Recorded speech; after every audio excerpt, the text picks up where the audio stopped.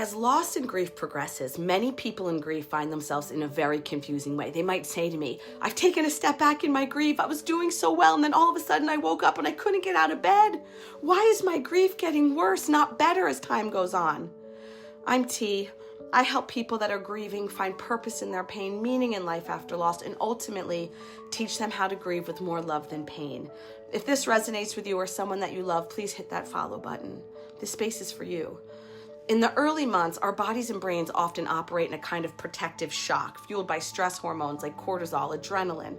We're in survival mode, making arrangements, managing family, trying to just get through. But around the 6-month mark, the shock begins to wear off, and this can be when the deeper emotional reality sets in.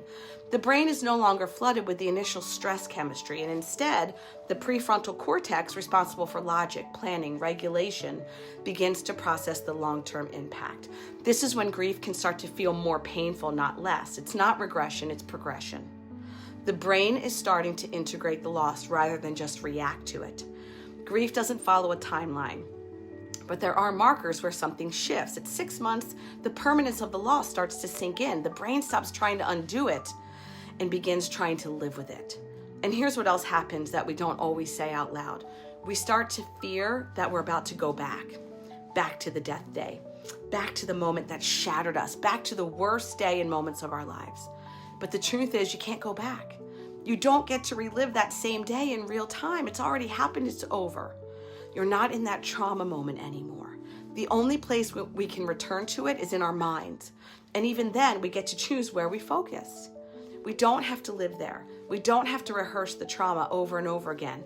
Yes, the memory might show up, but so can the tools, the breath, the voice that reminds you you're not there anymore. This is the real work of grief.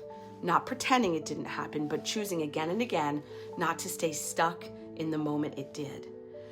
You're living forward now, even if it hurts, even if it's quiet, even if you have to remind yourself every single day that you are not back there and you never will be. You don't have to live the worst day of your life ever again. That day only lives in your mind now. And when it shows up, you can shift your focus. You can name something you see. You can find your breath. You can call a person who knows how to hold it with you. You can step outside, put your hand on your heart, or look at the tiniest real thing that is safe in this moment. Grief is loud, but so is your aliveness. And that's what you get to come back to every single time. Keep going.